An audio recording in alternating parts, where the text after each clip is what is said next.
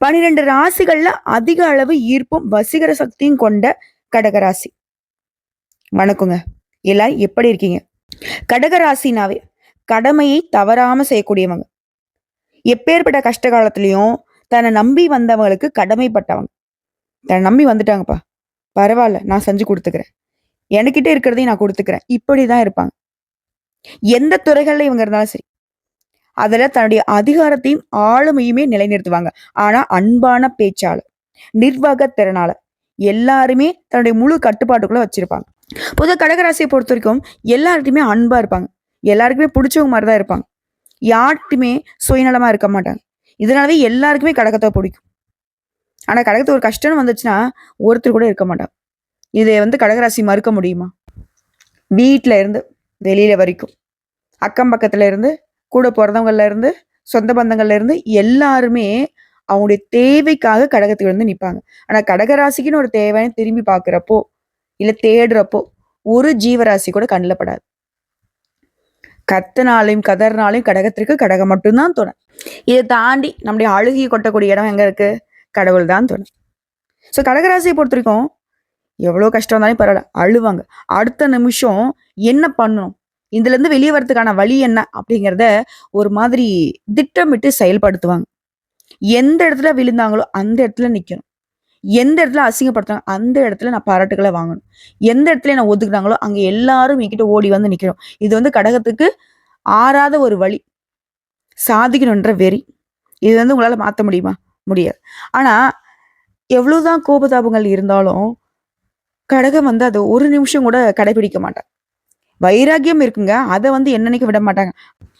ஆனா மத்தவங்க மேல இவங்களுக்கு கோபம் இருக்கு இல்லையா, அது அப்பயே மறந்துடுவாங்க. இவங்களுக்கு மற்றவங்களை தண்டிச்சோ மற்றவங்களை காயப்படுத்தி பேசிய பழக்கம் கிடையாது. இதனால்தான் கடகம் இது நாள் வரைக்கும் கஷ்ட நிலைக்கு வாழ்றதுக்கான முக்கிய காரணமா இதுதான் இருக்கு. இல்லைன்னு கடகராசி சொல்ல முடியுமா? நம்ம சொல்லக்கூடிய விஷயங்கள் கடகத்திற்கு பொருத்தமாக இருந்தா கமெண்ட் பாக்ஸ்ல பதிவிடுங்க. இப்படிப்பட்ட சூழ்நிலை இருக்கக்கூடிய கடகத்திற்கு தலைப்பு பார்த்திருப்பீங்க. தனி மரமாக நிற்கும் கடகராசிக்கு மே மாதம் 31ஆம் தேதிக்குள்ள முடிவுக்கு வரக்கூடிய 8 பிரச்சனைகள். 100% இது உண்மைங்க. கடகராசிக்காரங்க எல்லாமே மாறப்போகுது. அதுவும் வாழ்க்கையில நிகழக்கூடிய அதிசயத்தை நீங்க பார்க்க போறீங்க. அது என்னன்னு தெளிவா பார்க்கலாமா? இப்போ கடகராசி எடுத்துட்டோன்னா மனசு அலைப்பாயக்கூடிய மனசு. அது தப்பா இல்லைங்க. ஏதாவது ஒரு சிந்தனை ஓடிக்கிட்டே இருக்கும். கற்பனையிலேயே உங்களுக்குன்னு ஒரு உலகம் இருக்கும். அதுல இவங்க அந்த கனவுலையாவது சந்தோஷமா இருந்துட மாட்டோமா அப்படின்ற ஒரு சிந்தனையில போயிட்டு இருப்பாங்க. ஆனா இவங்களுக்கு ஒரு நிமிஷம் சந்தோஷப்பட்டான்னு வச்சுக்கோங்களேன், அது பல மணி நேரத்துக்கு வருத்தத்தை கொடுத்துரும். ஏன் பல நாட்கள் கூட சில நேரங்கள்ல வருத்தம் இருந்திருக்கு. இவரோட உணர்ச்சி ஒரு எல்லைக்கு மீறி போறப்போ, அழப்போட என்ன போய் வாழ்க்கை இது, யாரும் துணை இல்லை அப்படின்னு கண்ணீர் மட்டும்தான் வரும். கடகம் அழுகிறத எல்லாரும் என்ன சொல்லுவாங்கன்னா, அட இவங்களுக்கு வேற வேலையே இல்லை, ஆம்பளை பையன் அழுகிறான், பொம்பளை பிள்ளை அழுகிறான், இப்படி எல்லாரும் அடையாளப்படுத்துவாங்க. ஒரு கட்டத்துக்கு மேல அட நாங்க இப்படிதான், எல்லாம் ஒதுங்கி போங்க, எனக்கு யாரும் வேணான்னு சொல்லக்கூடிய அளவுக்கு கடகம் வெறுத்து போய் தான் இப்ப வாழ்க்கையை வாழ்ந்துட்டு இருக்கு. அதற்கு மத்தவங்க கிட்ட பதில் இருக்கோ இல்லையோ, தெய்வங்கள் உங்களுக்கு பதில் கொடுக்குறாங்க. நேரம் காலத்தை உங்களுக்கு சாதகமா மாத்தி உங்க வாழ்க்கையில கூடிய பெரும் பிரச்சனைகளுக்கு தீர்வை கொடுத்து உங்களுக்கு கொஞ்சம் நிம்மதியை கொடுக்க போறாங்க. அது என்னன்றதுதான் இப்ப தெளிவா பார்க்க போறோம். அந்த பெரும் பிரச்சனை 8 பிரச்சனை கைவிட்டு எண்ணக்கூடிய அளவுக்கு தான் இருக்கு. பிரச்சனை என்னவா முடிவுக்கு வரப்போகுது? இப்போ கடகராசினா எல்லாத்துலயுமே உழைப்பால உயரணும்னு நினைப்பாங்க. மத்தவங்க சொல்லுவாங்க, யாராவது உதவி செஞ்சு நான் மேல வந்துருவேன், இந்த வாய்ப்பு மட்டும் கிடைச்சா போதும். வாய்ப்பை உருவாக்கி அதன் மூலம் சாதிக்கணுன்ற துடிப்போடு வேலை பார்க்கறது தான் கடகம். பிரச்சனை முடிவுக்கு என்ன வரப்போகுதுன்னா, சூழ்நிலைகள் உங்களுக்கு சாதகமா மாறப்போகுது. முன்னாடி சொன்னதுதான், என்ன பண்ணாலும் சரி எதுவுமே நல்லதா நடக்க மாட்டேங்குது, எதுவுமே கைக்கூடி வர மாட்டேங்குது, எது செய்யறதுக்கு வாய்ப்புகள் அமைய மாட்டேங்குது. இப்படி புலம்பல்ல இருந்த கடகத்திற்கு வாய்ப்புகள் சாதகமான சூழ்நிலையை உருவாக்குது. ஏன்னா ஒருத்தருக்கு பேசுறதுக்கு வாய்ப்பு கொடுத்தா நம்ம மனசுல என்ன இருக்கிறத பேச முடியும். அப்படிதான் சூழ்நிலைகள் இத்தனை நாளா சாதகமா இல்லை, சூழ்நிலை கைதிகளாக வாழ்ந்துட்ட உங்களுக்கு சாதகமான ஒரு அமைப்பு உருவாகுதா? பிரச்சனை. இரண்டாவது, உங்க நம்பிக்கை உரியவங்களாக யாருமே இருந்திருக்க மாட்டாங்க. ஸோ யார்ட்டையாவது ஏதாவது சொல்லலான்னு திரும்பி பார்த்தா கூட வேண்டாம் வேண்டாம், இவங்க கிட்ட சொன்னாக்கா அப்படி பிரச்சனை வரும், அவங்க கிட்ட சொன்னா அது பிரச்சனை வந்துடும் அப்படின்ற மாதிரி. இன்னும் சொல்ல போனா நம்மளுடைய கஷ்டங்களை சொன்னாக்க அவங்களுக்கு வந்து பொங்கல் தீபாவளியா போயிடும் அப்படிலாம் யோசிச்சிருப்போம். இந்த நேரத்துல உங்களுடைய நம்பிக்கையை காப்பாற்றக்கூடிய வகையில ஒரு உறவு உங்ககிட்ட வரும். அது நண்பராக இருக்கலாம், இல்ல குடும்ப உறவா இருக்கலாம், நீண்ட நாட்களாக நீங்க பார்க்க நினைத்த யாரா வேணா இருக்கலாம். ஆனா உங்களுக்கு பிடிச்ச ஒரு நபரா தான் இருக்க போறாரு. அதே போல 3வது பெரும் பிரச்சனை உடல் ஆரோக்கியம். மனசு சோர்வு, உடல் வந்து பார்த்தீங்கன்னாக்கா ஒரு எனர்ஜி இல்லாம இருக்கிறது, எப்போதான் தூங்கிட்டே இருக்கலாம்னு தோன்றது, சாப்பிட விருப்பம் இல்லாம, ஒரு மாதிரி நடைப்பிணமா கூட கடகராசி வாழ்ந்திருக்கும். ஆனா இந்த நேரத்துல உடைய உடல் ஆரோக்கியத்துல மேம்பாடு இருக்கு. மனசுல புதுசா ஒரு உற்சாகம் பிறக்கும். புத்துணர்ச்சியாக வளம் வர போறீங்க. இது எல்லாமே நிலைச்சிருக்கணும்னா, கடகம் வந்து முக்கியமா உங்களுடைய லைஃப் ஸ்டைல மாத்திக்கணும். தியானம் பண்றது, யோகா பண்றது, உடற்பயிற்சி பண்றது, இந்த மாதிரி மனசை ஈடுபடுத்தி புத்துணர்ச்சியை நிலைக்க வச்சுக்கணும். அடுத்தது 4வது பிரச்சனை. நீண்ட நாட்களாக தெய்வத்துக்கிட்ட நம்ம கடன் வச்சிருக்கோம் இல்லையா? இப்ப பண்ணலாம், அப்ப பண்ணலாம், குடும்பத்தோட அந்த பண்டிகைக்கு போயிடலாம், இந்த பண்டிகைக்கு போயிடலாம், இந்த வருஷம் போயிடலாம் அப்படின்னு சொல்லி தள்ளி தள்ளி போயிட்டு இருந்தா நீண்ட நாள் குலதெய்வத்துடைய பிரார்த்தனைகளை நிறைவேற்றுறதுக்கு வாய்ப்பு இருக்கு. அதே போல குலதெய்வத்துடைய விழாக்களை நீங்க தலைமை தாங்கி நடத்துவதற்குமே வாய்ப்பு இருக்கு. இது வந்து கோடி புண்ணியங்க. அப்படி வாய்ப்பு இருந்தா தட்டிடாதீங்க. அந்த மாதிரிலாம் இது வாய்ப்பு இல்லைம்மா, பட் ஆனா கோயில் விழாலாம் நடந்துட்டு இருக்கு, நான் முயற்சி பண்ணா போய் அதை எடுத்து செய்யறதுக்கு வாய்ப்பு கொடுப்பாங்க அப்படின்னா தாராளமா போய் செஞ்சிருங்க. உங்களால முடிஞ்ச உடல் உழைப்பு போடுறதோ இல்ல பொருளுதவி செய்யறதோ ஏதோ ஒண்ணு தெய்வங்களுக்காக நீங்க செலவழிங்க. அடுத்த 5வது பிரச்சனை சொத்து பிரச்சனை. தாயார்கிட்டயும் பிரச்சனை, தாயோடைய ஆரோக்கியத்திலயும் பிரச்சனை, தாய் வழி சொத்துக்கள்லயும் பிரச்சனை. அதே மாதிரி நட்புங்கிற பேர்ல ஒரு தீய நட்பை வெட்டி விட முடியாம ஒரு தவிப்புல தவிச்சிட்டு இருக்கீங்க. இப்போ தாயுடைய ஆரோக்கியம் சிறப்பா இருக்கும். தாய் வழி சொத்துக்கள் உங்க கைக்கு வந்து சேரும். அந்த கூடாத நட்பு ஒண்ணு கூட சுத்திட்டு இருந்துச்சு இல்லையா, அதை வந்து துண்டிக்க போறீங்க. இதை அடுத்து 6வது பெரும் பிரச்சனை கடன் பிரச்சனை. பழைய கடன்ல ஒரு பகுதியை நீங்க வந்து அடைக்கிறதுக்கு வாய்ப்பு இருக்கு. ஏன்னா இத்தனை காலமா தனவரவு உங்களுக்கு தடுமாற்றமா இருந்துச்சு. இப்ப தனவரவு தாராளமா உங்க கைக்கு வரப்போகுது. இந்த பிரச்சனை தீர்வதுங்கிறது கடகராசிக்கு முக்கியமான விஷயங்க. ஏன்னா பணம்ங்கிறது கடகராசிகளுக்கு பல விதங்கள்ல கஷ்டங்களை கொடுத்தது, கவலைகளை கொடுத்தது. பணம் கையில வருதுனாவே கடகத்திற்கு இப்போ வந்து சந்தோஷம் தாங்க, கொண்டாட்டம்னே சொல்லி முடிக்கலாம். இதை அடுத்து 7வது பெரும் பிரச்சனை பெரிய நோய் இருக்கிற மாதிரி ஒரு பிரம்மை. நிஜமாவே நம்ம வந்து கவனிக்காம தான் இருக்கோமா? ஏன்னா கடகத்துக்கு தெரியும் மனசு சோர்ந்து போகுது, உடலும் வந்து பார்த்தீங்கன்னாக்கா நம்ம கவனிக்காம இருக்கோம். ஏன்னா மனசுல ஒரு தெம்போ தெளிவோ இருந்தாதான் ஆரோக்கியத்தின் மீதும் அதை தாண்டி அழகின் மீதுமே அக்கறை போகும். அது ரெண்டுமே இல்லையே, ஒரு மாதிரி சோர்ந்து போயில இருக்கும். எது செஞ்சாலும் பெருசா ரிசல்ட் இல்லை, முடிவுங்கிறது நமக்கு சாதகமா இல்லை, ஒரு சில விஷயம் முடியவே மாட்டேங்குது. இப்படி இருக்கக்கூடிய நிலையில இந்த காலம் நேரம் உங்களுக்கு கூடி வந்திருக்கு. இதன் காரணமா இந்த பெரிய நோய் இருக்குன்னு சொல்லல, அதெல்லாம் ஒண்ணும் கிடையாது. ஆரோக்கியம் சிறப்பா இருக்க போகுது, சுறுசுறுப்பா இருக்க போறீங்க. நினைச்ச காரியங்களை நினைச்ச மாதிரி திட்டமிட்டு செயல்படுத்த போறீங்க. மத்தவங்க யோசிப்பாங்க, ஆனா நேத்து வரைக்கும் தூங்கிட்டு கிடந்துச்சு, இன்னைக்கு பார்த்தாக்க இந்த அளவுக்கு பிரிஸ்கா வேலை பார்க்குது, நிறைய விஷயம் வச்சிருக்கேப்பா, நான் கூட மேல மண்டை எம்டியா இருக்குன்னு நினைச்சாக்க நிறைய சரக்கு இருக்கு போலயே அப்படின்னு மத்தவங்க யோசிக்கக்கூடிய அளவுக்கு மத்தவங்க செய்ய முடியாத விஷயத்த சாதனையாக்க போறீங்க, சாதிக்க போறீங்க. அதுதான் 8வது பிரச்சனை. வெளிநாட்டுக்கு போகணும், வேலைக்காகவோ நிறைய பணம் சம்பாதிக்கணும், தொழில நஷ்டம், குடும்பத்துல கஷ்டம், பணவரவுல இந்த தடை, இது எல்லாமே ஒட்டுமொத்தமா மாறுதுங்க. வெளிநாட்டுக்கு போறீங்களா, முயற்சி பண்றீங்களா, விசா கிடைக்கும். வெளிநாட்டுல வேலை தேடிட்டீங்களா, வேலை கிடைக்கும். யாரு நம்மளை எதிர்க்காங்கன்னே தெரியல, ஆனா ஏதாவது ஒரு எதிர்ப்பு வந்து நம்மளை தொடர்ந்துகிட்டே இருக்கு, கூடயே இருந்துட்டு குழி பறிக்கிறாங்க. இப்படிப்பட்ட உறவுகள்லாம் உங்க கண்ணுக்கு தென்பட போகுது. மறைமுக எதிர்ப்புகள் நிக்குது. பணவரவு தாராளமா இருக்கும். ஷேர் மூலம் பணம் வரும். சேமிக்கவே முடியாத நிலையில கடன் வாங்கி கடன் கொடுக்கறது, கடனை வாங்கி வந்து செலவு பண்றது, கடனை வாங்கி சமாளிக்கிறது, இப்படி இருந்த கடகராசிக்காரங்க கடனை அடைச்சி பணத்தை வந்துட்டு பல வகைகள்ல சேமிக்க போறீங்க. உடைய சேமிப்பு கணக்கு பல மடங்கு உயர போகுது. எல்லாத்துக்கும் மேல நிறைய எல்லாரையும் நம்பி நம்பி ஏமாந்துருப்பீங்க, குறிப்பா பண விஷயத்துல. அதே போல குடும்பத்துல இருக்கிறவங்களே உங்களுக்கு எதிராக பேசியிருப்பாங்க. இனி அதுக்கெல்லாம் வாய்ப்பே கிடையாது.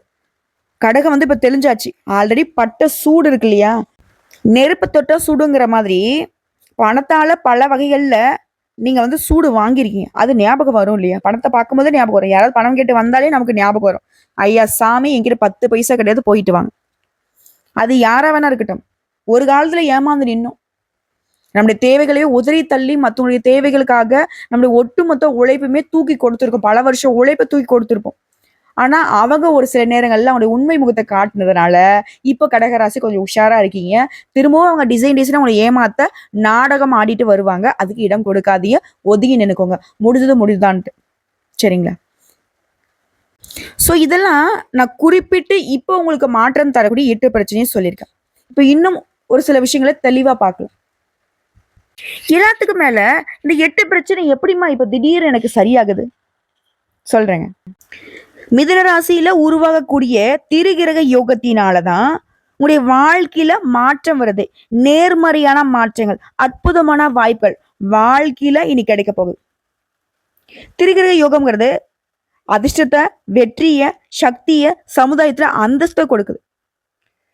சுமார் 30 ஆண்டுகளுக்கு முன்னாடி தாங்க இந்த மிதுன ராசியில இந்த மாதிரி 3 கிரகங்களுடைய சேர்க்கை இருந்துச்சு. இதனால இந்த யோகம் பலன் கொடுத்தது. சோ அதுக்கப்புறம் வந்து இந்த 30 வருஷத்துக்கு பின்னாடி தான் திரும்பவும் இந்த யோகம் உருவாகி இருக்கு. அதாவது புதன் பகவானுடைய வீடான மிதுன ராசியில. இதன் காரணமா தான் சாதகமான பலன்கள் கடக ராசிக்கு அமைஞ்சிருக்கு. குறிப்பா அந்த 8 பிரச்சனையுமே ஒரு முடிவுக்கு வந்திருக்கு. அந்த 3 கிரகங்கள் யாரு? மிதுன ராசியில எப்படி இணையறாங்க? நவகிரகங்களுடைய தலைவன் ராஜான்னு சொல்லக்கூடிய சூரிய பகவான், அதே புத்திக்கு அதிபதி நவகிரகங்களுடைய இளவரசன் சொல்லக்கூடிய புதன் பகவான், நல்லது மட்டுமே செய்ய தெரிந்த குருவிற்கெல்லாம் குருவான குரு பகவான். இந்த 3 கிரகங்களுடைய சேர்க்கை தான் உங்களுக்கு நன்மையை கொடுக்குறாங்க, மரியாதையை அதிகரிக்கிறாங்க, பணம் அழிய பொழிகிறாங்க, திருமண வாழ்க்கையை அற்புதமா மாத்தி வைக்கிறாங்க. திருமணமே ஆகலைன்னு சொல்றவங்களுக்கு உங்க மனசுக்கு பிடிச்ச மாதிரியே வரனையுமே தேடி கொடுக்குறாங்க. அதே போல தொழில்ல முதலீடு பண்றீங்களா, பெரும் லாபம் கிடைக்கும். வாழ்க்கைக்கு மகிழ்ச்சியான பாதைகள் திறக்கும். குடும்பத்துல இருந்த சச்சரவுகளுக்கு, சண்டைகளுக்கு முடிவு வரும். எல்லாத்துக்கும் மேல அதிர்ஷ்டத்துடைய முழு ஆதரவு கிடைக்க போகுது. புனிதமான நிகழ்ச்சியில பங்கேற்க போறீங்க. வீட்லயுமே அடுத்தடுத்த சுப நிகழ்ச்சி நடக்க போகுது. வாழ்க்கையில புதிய வாய்ப்புகள் கிடைக்கக்கூடும். அதே ஒரு உத்தியோக பணிகள் இருக்குமே, தனியார் துறையோ அரசாங்கத்துறையோ இல்ல கை கட்டி கூலி வேலை செய்தாலும் சரி, சிறப்பான உயர்வை பார்க்க போறீங்க. நீங்க எதிர்பார்த்த விஷயங்கள் எல்லாமே நடக்கும். அதே மாதிரி வசதி வாய்ப்புகள் பெருகுது. வண்டி வாகனங்களை வாங்குவீங்க. புதுசா வீடு கட்டக்கூடிய வாய்ப்பு இருக்கு. நிறைய நிலபலங்களை வாங்குறதுக்கு வாய்ப்பு இருக்கு. சொத்து சேர்க்கைக்கு வாய்ப்பு இருக்கு. வணிகத்துல வளர்ச்சிக்கான வழிகள் திறக்கப்படும். இதை அடுத்து பதவி மற்றும் கௌரவங்கள் எல்லாமே உங்களுக்கு அதிகமா தேடி வரும். மரியாதை அதிகரிக்கக்கூடும். அது பல வழிகள்ல இருந்து உங்களுக்கு லாபம் கிடைக்குங்க. குறிப்பா ரியல் எஸ்டேட், சொத்து மற்றும் நிலம் தொடர்பான தொழில் செய்யறவங்களுக்கு பெரும் லாபத்தை பார்க்க போறீங்க. பெற்றோர் உடனான உறவுங்கிறது மேம்பட்டு நிக்குது. ஒட்டுமொத்தமா சொன்னா கடகராசிக்கு பொற்காலம்னு சொல்லலாம். தொழில்ல பெரிய அளவுக்கு வளர்ச்சி அடைய போறீங்க. குடும்பத்துல உங்க பேச்சுக்கு மதிப்பு மரியாதை அதிகமாகும். பண வரவுல இருந்த தடைகள் விலகுது. அதே போல வேலையில மேல் அதிகாரி கிட்ட பாராட்டுகளை பெறுவீங்க. பல வழிகள்ல வருமானம் கிடைக்கூடும். பணியிட சூழல் மிகவும் திருப்திகரமா இருக்கும். வெளிநாட்டுல இருந்து கஸ்டமர்ஸ் உங்களுக்கு தொடர்புக்கு வருவாங்க. இந்த காலம் உங்களுக்கு சாதகமா இருக்கனால எங்கேயாவது இருந்த ஒரு வகையில உங்களுக்கு பணம் வரும்.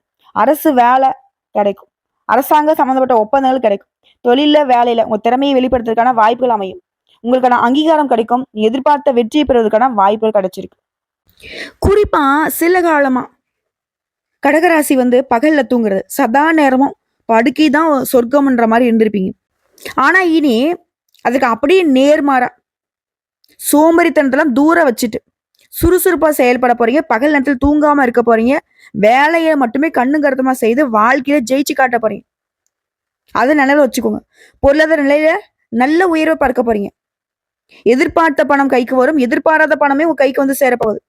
குடும்பத்துல ஒற்றுமை பலப்பட போகுது. கணவன் மனைவிக்கிற உறவு சிறப்பா இருக்க போகுது.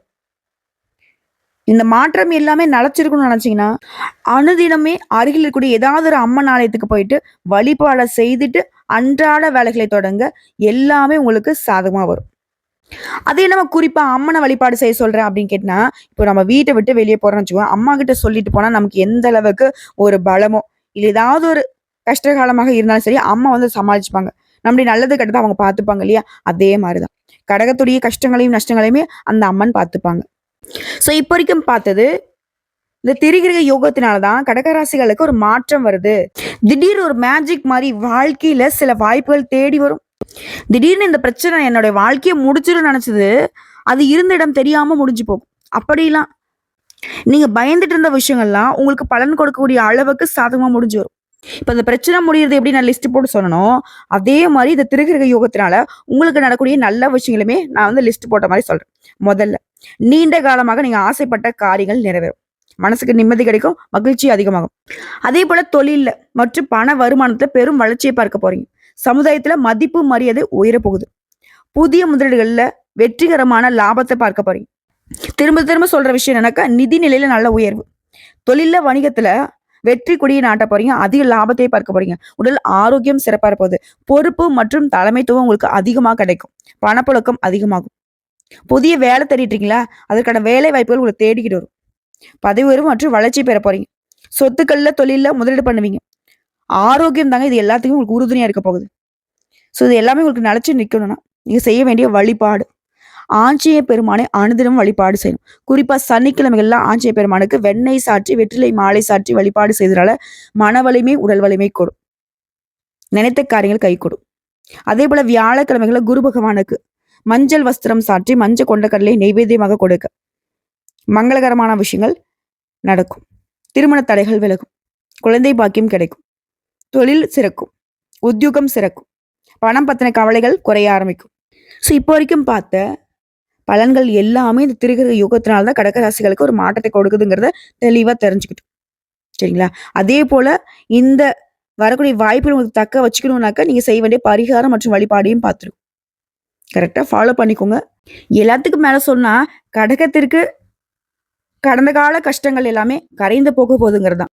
நல்லதே நடக்குங்க. வாழ்த்துக்கள்.